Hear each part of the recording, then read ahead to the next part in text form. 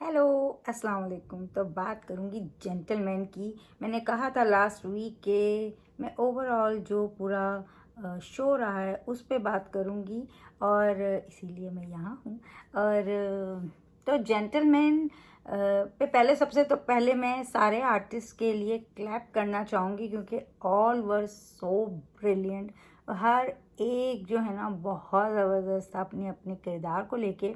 मगर मेरा जो सबसे ज़्यादा फेवरेट रहा है ना वो रहा है रहमती। उनका जो करेक्टर था ना वो वैसे तो गुंडे थे, मतलब इतने बड़े गुंडे हैं, लेकिन जहाँ चीज़ उन पे आती थी ना वहाँ वो ऐसे हो जाते थे मतलब खून नहीं देखा जाए उन्हें, उनकी अपनी तकलीफ तो उनसे देखी नहीं जाती थी।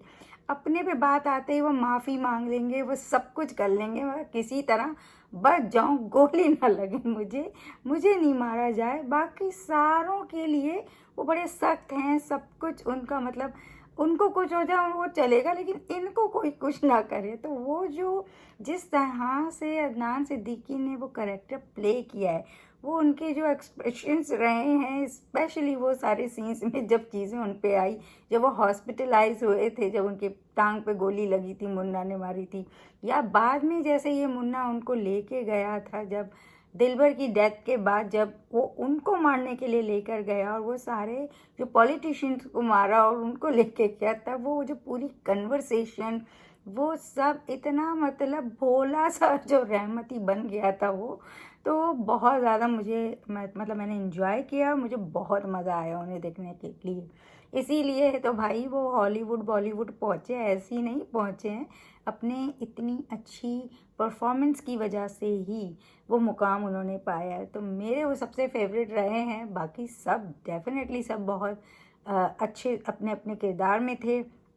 मुझे बस स्टोरी से थोड़ा सा इशू रहा कि एक तो ये पार्ट है जहाँ ये गुंडों की दिखाया है, और जहाँ जो जन्नब है वो जर्नलिस्ट थी, तो वो ये एक एक उसका कहानी रही।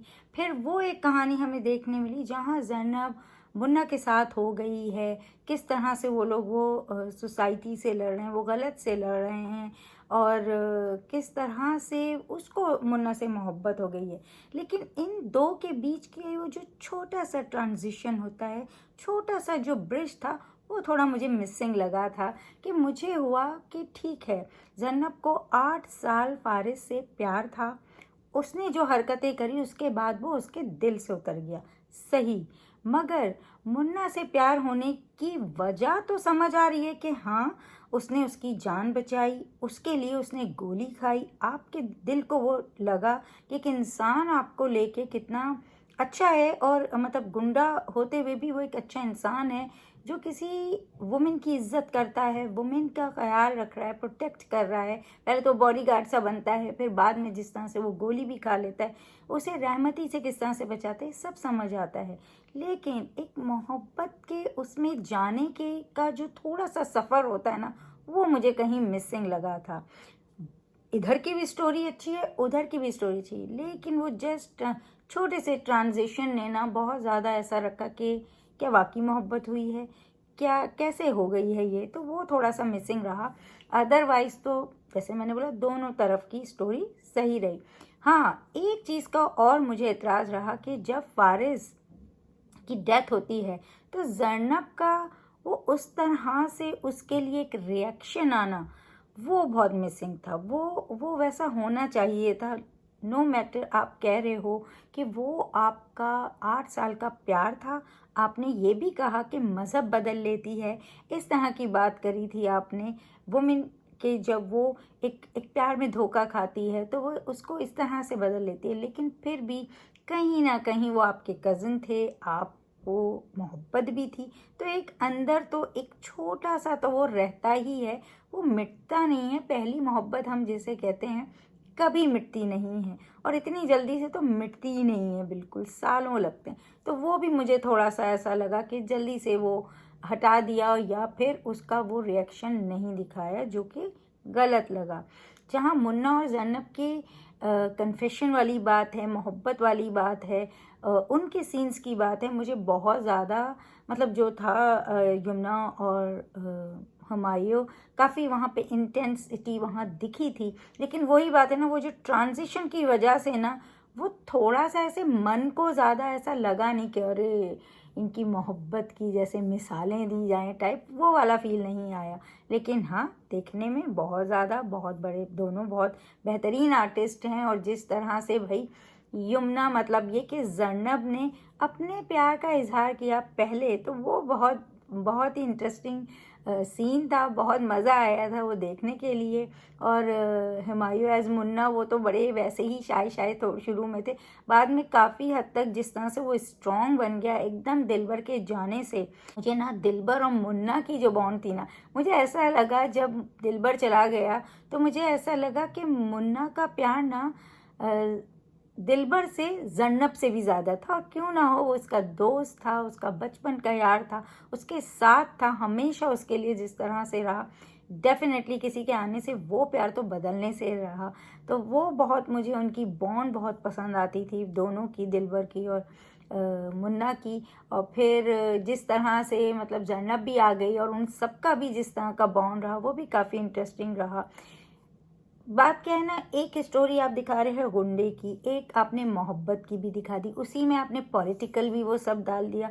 तो कहीं ना वो तीनों को लेके जो जिस तरह से जाना चाहिए था, वो कहीं ना कहीं मिसिंग हुआ। माइट भी हम कह सकते हैं कि वो रीज़न ये हो सकता है कि बहुत कम एपिसोड्स में पूरा कवर करना था, शायद इसलिए। तो वो चीज़ जो होती है ना, मुझे एक स्पार्क छोड़ दे कहानी की। आप कहते हैं ना कि सालों तक बंदा याद रखे कि यार वो क्या कहानी थी ना, वो कैसी कहानी थी। तो वो वाली चीज़ें थोड़ी थोड़ी मिसिंग थी। मगर एक अच्छा प्रोजेक्ट आया था, देखा भी गया, सराहा भी गया, बहुत से लोगों ने सराहा। और जहाँ आर्टिस्ट की बात है उस पर तो मैं कभी सवाल नहीं करूँ, क्योंकि सब अपनी जगह बहुत ब्रिलियंट थे और बहुत मज़ा आया था उनको देखने में। पर जहाँ कहानी की बात है, जैसे मैंने बोला, मिसिंग पार्ट की वजह से, छोटी छोटी चीज़ों की वजह से, थोड़े थोड़े फ्लॉज जो होते हैं ना राइटिंग के, उसकी वजह से शायद वो प्रोडक्ट नहीं दे सका जो सालों तक बंदा याद करे या सालों तक उसे एंजॉय कर सके। मगर एक अच्छा प्रोजेक्ट था जो आया और ख़त्म हो गया। लोगों को ऐसा लगता है कि सीज़न 2 आ सकता है, क्योंकि जिस तरह से मुन्ना को लास्ट में दिखाया है कि वो जैनब को कॉल करता है, और वो वैसे तो उनकी नज़र में मर गया था, लेकिन फिर मुन्ना जिंदा है। तो ऐसा फील आ रहा है कि शायद सेकंड सीज़न आ सकता है। लेकिन सेकंड सीज़न आएगा तो वो कैसा होगा, कितना इंटरेस्टिंग होगा, अगर होगा तो। अगर ना हो तो बेहतर ही है, मुझे लगता है। फर्स्ट सीज़न अगर जो अच्छे हो जाते हैं ना, तो फिर सेकंड सीज़न उतने अच्छे होते नहीं हैं। बेटर आप डिफरेंट स्टोरी लेके आ जाएं, वही करेक्ट एक्टर्स के साथ आप कर सकते हैं, पर अलग स्टोरी हो, अलग उसका चार्म हो, अलग मज़ा हो। तो ओवरऑल मेरे लिए तो डेफिनेटली यमुना थी वहाँ। इतने सारे आर्टिस्ट, मतलब हुमायूं, अदनान सिद्दीकी, और अब तो मेरी फेवरेट सोहा अली भी बन गई हैं। जाहिद अहमद थे, अहमद अली भट्ट थे, खालिद है ना, मतलब बहुत, ये सारे फैंटेस्टिक, सालों से हम इनको जानते हैं, इनके काम को देखा, बेहतरीन बेहतरीन काम देखा है। तो डेफिनेटली वो तो फर्स्ट रीज़न थे ड्रामा देखने की। मगर स्टोरी भी शुरू में काफ़ी इंटरेस्टिंग थी, लेकिन सडनली चीज़ें मुझे लगा कहीं थोड़ा सा जो है ना मिस हुई हैं, जिसकी वजह से शायद वो जो इतना जाते जाते दूसरी तरफ आने के लिए वो जो ब्रिज था ना, उसमें कहीं थोड़ी सी कमी हो गई, जिसकी वजह से शायद वो इम्पैक्ट नहीं छोड़ सका। ये मुझे लगता है, मैं गलत भी हो सकती हूँ, लेकिन मैं अपने हिस्से का सिर्फ बता रही हूँ जो मुझे फील हुआ। वैसे तो अच्छा लगा था मुझे मज़ा भी आया थे। सब जानते कि शुरू में तो मैं काफ़ी इन्जॉय करती थी, लेकिन एंड में वही एक छोटी सी फ्लॉज की वजह से थोड़ा सा इंटरेस्ट भी गया था। लेकिन मैंने पूरा देखा है और मुझे आर्टिस्ट से कोई शिकायत नहीं है। एनीवेज, अगर आपको मेरा ये छोटा सा जो रिव्यू है जेंटलमैन के लिए पसंद आया हो, तो वीडियो को लाइक करें और अपने कमेंट से बताएं आप मुझसे कितने एग्री और डिसएग्री हैं। अपना बहुत ख्याल रखें। Bye bye.